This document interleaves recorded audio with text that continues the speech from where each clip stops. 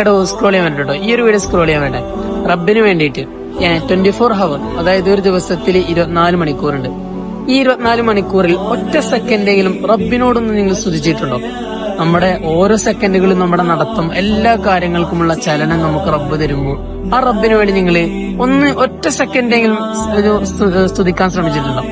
അതായത് ഇപ്പൊ ഒരുപാട് ആളുകൾ ബിസിനസ് ചെയ്യുന്നുണ്ട്. ചിലപ്പോൾ വിജയകരമാകാം, അല്ലെങ്കിൽ പരാജയമാകാം.